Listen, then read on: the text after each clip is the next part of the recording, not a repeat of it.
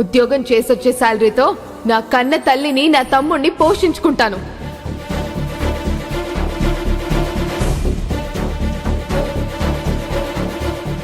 నేను తప్ప నా క్లాస్మేట్స్ అందరూ బుక్స్ తీసుకున్నారు.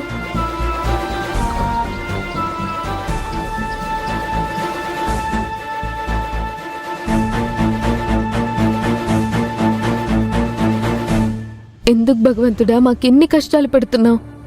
ఇక చాలు. మమ్మల్ని అవమానాల నుంచి, బాధల నుంచి బయటపడే నేను నా స్వశక్తితో ఎదిగి సంతోషంగా ఉండే దారిని చూపించు.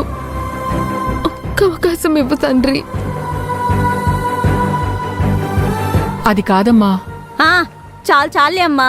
ఓ పెద్ద చెప్పొచ్చావు. నా వల్ల కాదని ముందే చెప్తే నేను వేరే చోట తీసుకుని ఉండేదాన్ని కదా. చివరి నిమిషంలో నువ్వు ఇలా చేతులెత్తేస్తే నా కూతురికి నేనేం సమాధానం చెప్పుకోవాలమ్మా? ఆవకాయ కలపాలని నిన్నంతా సిద్ధం చేసుకున్నానమ్మా. అనుకోకుండా జ్వరం వచ్చింది, అందుకే సిద్ధం చేయలేకపోయాను. నీ కారణాలు నాకెందుకమ్మా? ఏదో ముసల్దానివి నీకు కాస్త డబ్బులు సాయంగా ఉంటాయని నీ మీద జాలి చూపడం నాది బుద్ధి తక్కువ. ఆషాఢ మాసం అయిపోయింది. నా కూతుర్ని అత్తారింటికి జాడి నిండా ఆవకాయ పెట్టి పంపిస్తానని మాటిచ్చా.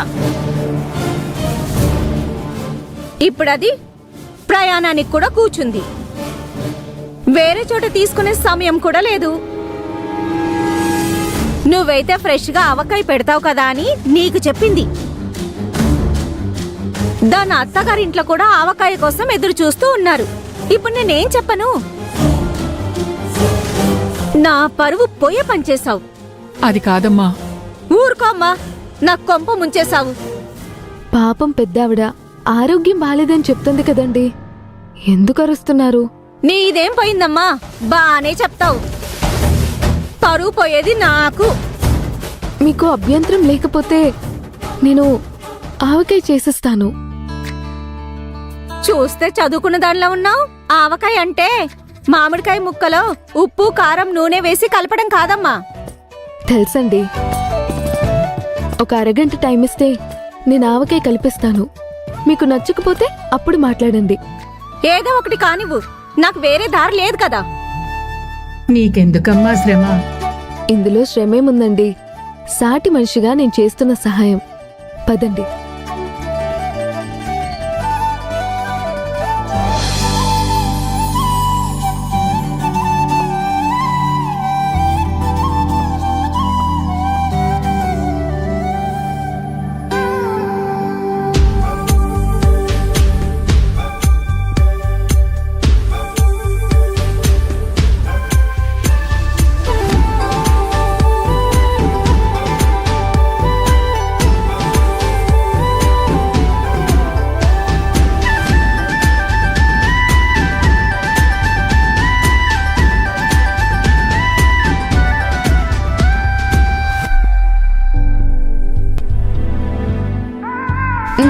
రుచి చూసి చెప్పండి ఎలా ఉందో.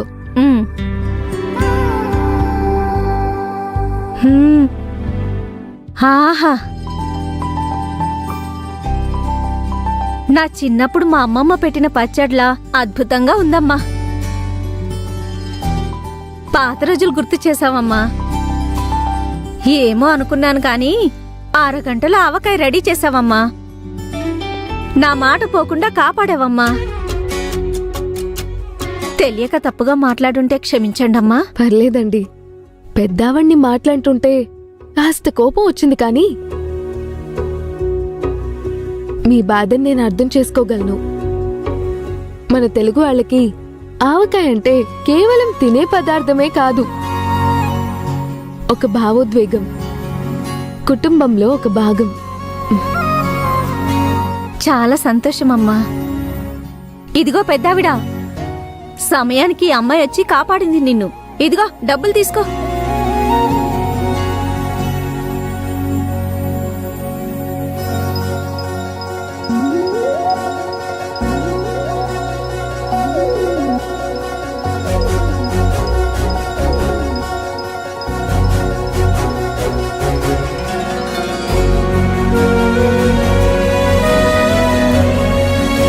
ఇదిగోండి మీ ఆవకాయ.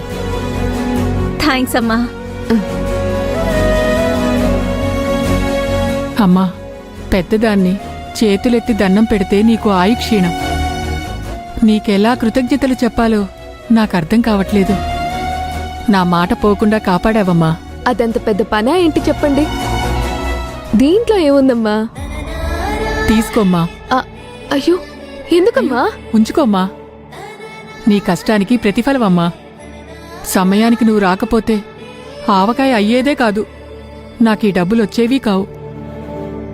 కాదనకుండా తీసుకోమ్మా. వద్దమ్మా.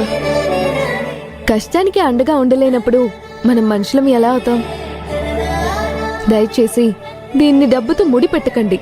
నీదెంత మంచి మనసమ్మా. ప్రతిఫలం ఆశించకుండా సహాయం చేశావు. సరే అండి, నేను వెళ్ళొస్తాను. ఒక్క నిమిషం తల్లి. సహాయం చేసినందుకు ఒట్టి చేతులతో పంపించడం నాకిబ్బందిగా ఉంటుందమ్మా. ఉండమ్మా, ఇప్పుడే వస్తాను.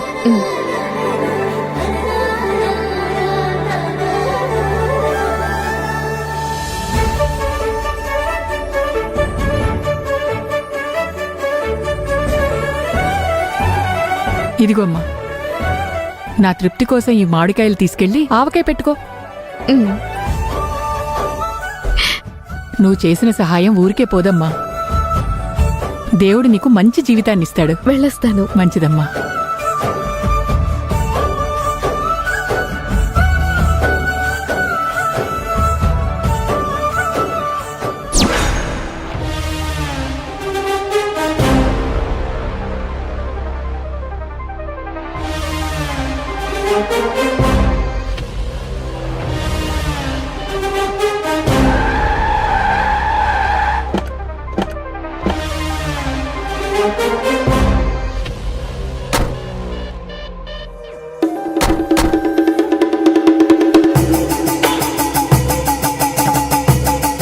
కానిస్టేబుల్స్, ఇల్లు మొత్తం చెక్ చేసి బాపిరెడ్డి గారిని అరెస్ట్ చేసి తీసుకురండి. అలాగే.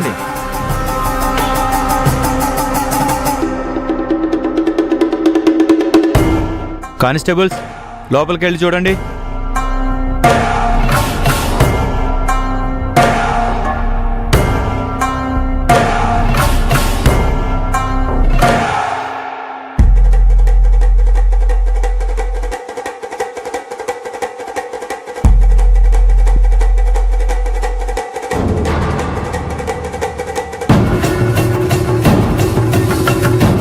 లోపల ఎవరు లేరు సార్.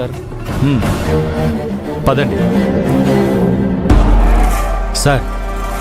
ఇల్లంతా వెతికాం సార్. పాపినేడు గాని ఆయన ఫ్యామిలీ గాని ఎవరూ లేరు. ఎవరూ లేరా? అరెస్ట్ చేయడానికి వస్తున్నామని తెలిసి ఫ్యామిలీ అంతా ఎటో పారిపోయినట్టున్నారు. ఎవరో పర్ఫెక్ట్ ఇన్ఫర్మేషన్ ఇచ్చుంటారు మేడం. ఒకవేళ ఈ నిజం తెలిసి పారిపోయి ఉంటే అరెస్ట్ కాకుండా లీగల్గా తప్పించుకునే దారి వెతుక్కుంటాడు.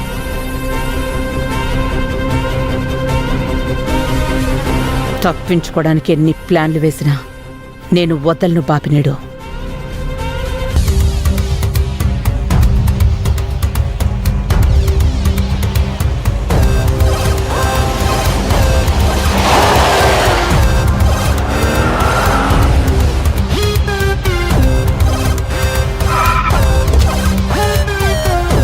అన్నపూర్ణ ఇంటి ముందు కార్లు వచ్చి ఆగాయేంటి?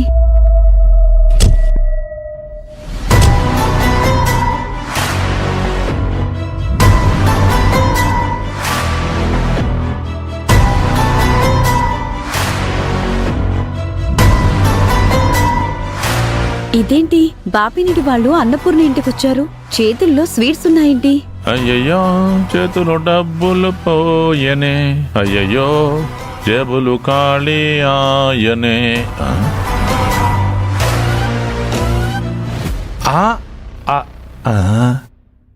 బాపిని గారా? ఆయన ఇంటి ఇక్కడికి వచ్చేసారు.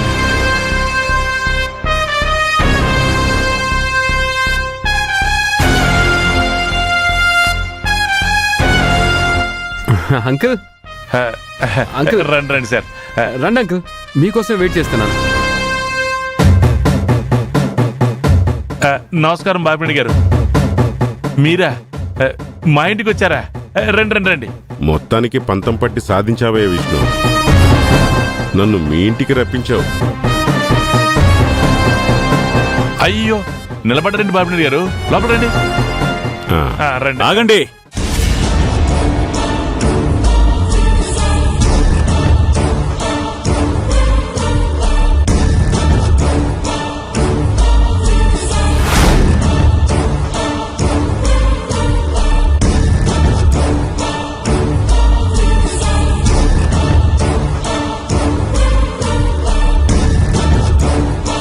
మా ఇంటికి ఎందుకు వచ్చారు? వెళ్ళిపోండి. బావగారు, ఓడిపోయినంత మాత్రాన ఆయన విలువేం పడిపోలేదు. ఇంకా రాజకీయంగా చాలా పలుకుబడి ఉంది. కోరి వచ్చిన వాళ్ళని పొమ్మని తరవడం ఎందుకు చెప్పండి? చెప్పింది వినిపించలేదా? పోండి.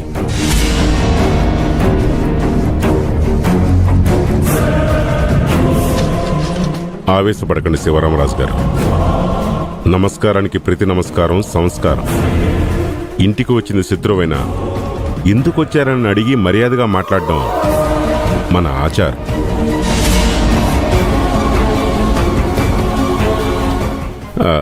అయినా ఏంటయ్యా విష్ణు ఇది? మేము వస్తున్నట్టు మీ నాన్నగారికి చెప్పలేదా? ఓ సారీ విష్ణు, సర్ప్రైజ్ ఇద్దామని నేనే చెప్పొద్దున్నాను కదా, మర్చిపోయానయ్యా. మర్చిపోతే పోయేవులే గాని బయలుదేరు.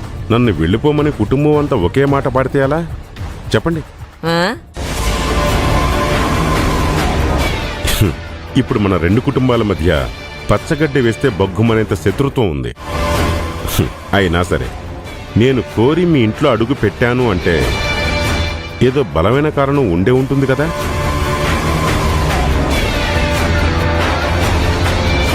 అదేంటో మీరు తెలుసుకోవాలి కదా. రమ్మని మేమేం అనలేదు, తెలుసుకోవాల్సిన పని లేదు. సహనానికి మారు పేరు అన్నపూర్ణ గారి కుటుంబం అంటారు.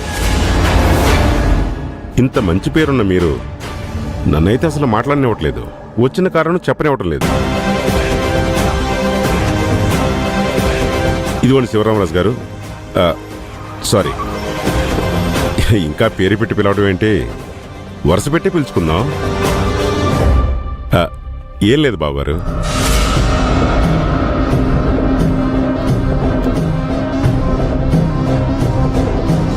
ఇప్పటి వరకు శత్రువులుగా ఉన్న మనం బంధువులం కాబోతున్నాం. రెండు కుటుంబాలుగా ఉన్న మనం ఒకే కుటుంబం కాబోతున్నాం.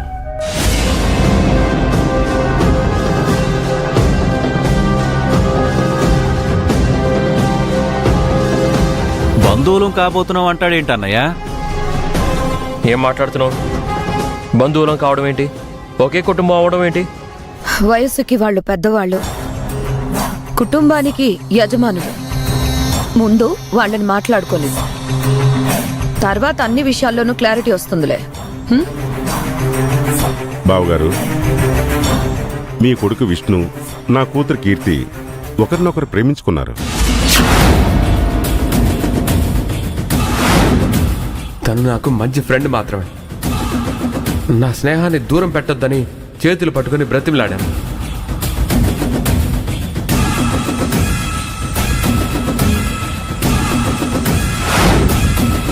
పెద్దవాళ్ల మధ్య ఏవైనా గొడవలు ఉండొచ్చు, కానీ పిల్లల ప్రేమను గెలిపించడం మన బాధ్యత కదా. పాపం విష్ణు నా కూతురు మీద ప్రాణం ఇచ్చేంత ప్రేమను పెంచుకున్నాడు.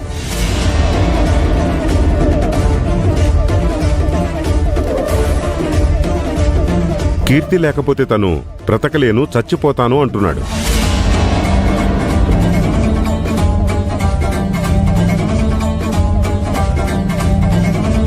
విష్ణు తన ప్రేమ కోసం అంత తపన పడుతుంటే నా ప్రాణం ఉసూరుమంది. అందుకే మీ కొడుక్కి నా కూతుర్ని చేసుకోండి అని అడగటానికి వచ్చాను.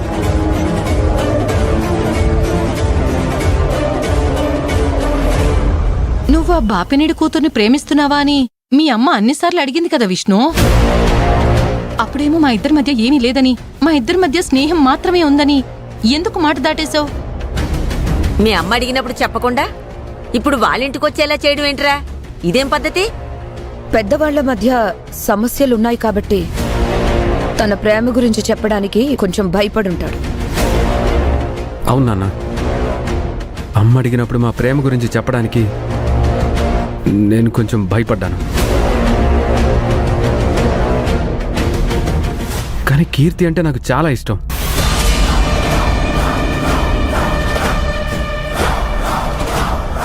అందుకే అంకుల్ ఫోన్ చేయగానే సంబంధం మాట్లాడడానికి రమ్మన్నాను. మేము సంబంధం మాట్లాడడానికి వచ్చాక కూడా విష్ణుకి ఇంకా టెన్షన్ తగ్గలేదు. భయపడకాయ విష్ణు, అన్నీ సవ్యంగానే జరుగుతాయిలే.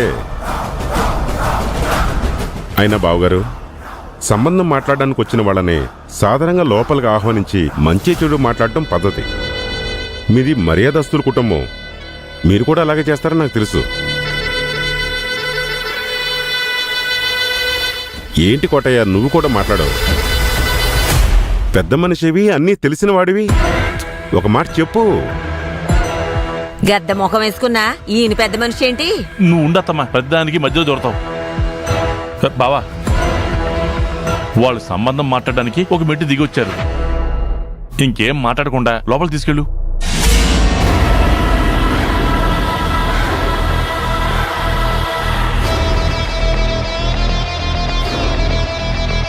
మీరు రండి బాబు గారు, రండి రండి రండి రండి రండి, మీరు రండి, అందరు రండి.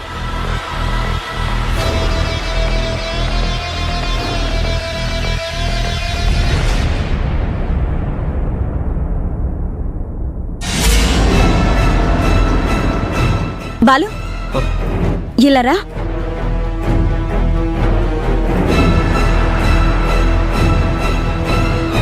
బాపినీడి వాళ్ళంటి ప్లేట్లు పట్టుకొచ్చారు. ఏదో మాట్లాడుకుని హడావిడి చేసి లోపలికి వెళ్లారు. ఏం జరుగుతుంది? విష్ణుగాడు బాపినీడి కూతుర్ని ప్రేమించాడంట అత్తయ్య. పెళ్లి సంబంధం మాట్లాడడానికి వచ్చారు. మొన్నటిదాకా అన్నపూర్ణ నా కొడుకు ఇంటి గౌరవం నిలబెడతాడు అని నా కూతుర్ని ఇష్టం వచ్చినట్టు మాట్లాడింది కదా.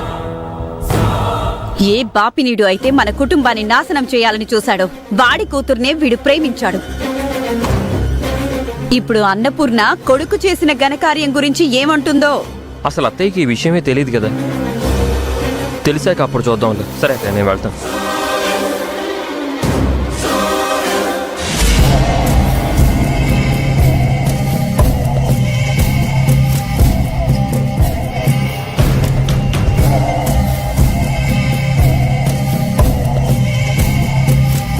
ఏంట్రా ఇలా చేశాడు?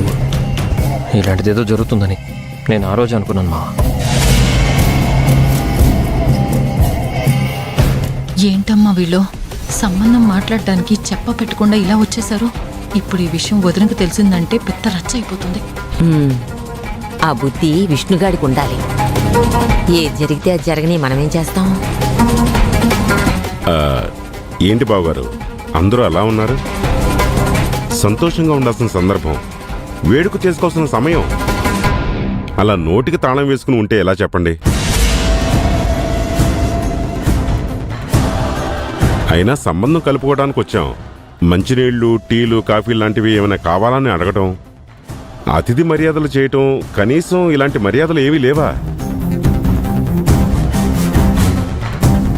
గతికితే అతకదంటారు కదా, అందుకే అడగలేదు. అయ్యయ్యో, మాకు అలాంటి పట్టింలేం లేవు పిన్ని గారు. అయినా మీ విష్ణు మా కీర్తి ప్రేమ పేరుతో ఎప్పుడో ముడిపడిపోయారు. కాబట్టి ఇలాంటి సామెతలు, సెంటిమెంట్లు మాకు అస్సలు వర్తించవు. కోటయ్య, మీ బావంటే మేము వచ్చిన షాక్లో ఉన్నాడు, ఇంకా తేరుకోలేదు. కనీసం నువ్వైనా మా గురించి పట్టించుకోవా? ఎంత మాట, మీరు ఇక్కడికి రావడమే మాకు గొప్ప.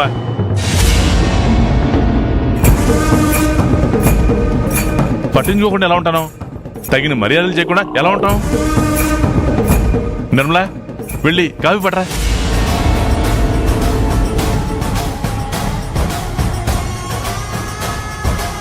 అత్తయ్య, కాఫీతో పాటు తినడానికి కూడా ఏమైనా తీసుకురండి. ఇంకా నిలబడి చూస్తావేంటే, త్వరగా వెళ్ళు. అత్తమ్మా, సైలెంట్గా ఉంటావేంటి? వచ్చిన వాళ్ళతో ఏదో మాట్లాడొచ్చు కదా. జరుగుతున్న ఘోరాన్ని చూసి మాట పడిపోయిందల్లుడు. ఏం మాట్లాడమంటావు? పిన్ని గారికి కాస్త చమత్కారం ఎక్కువే అనుకుంటా. మమకారాలు తెలిసిందాన్ని కదమ్మా. దారుణాలు జరుగుతుంటే చమత్కారాలు ఎక్కువ అవుతాయిలే. ఏమే నువ్వేంటి ఇంకా నిలబడ్డావు? వెళ్ళు.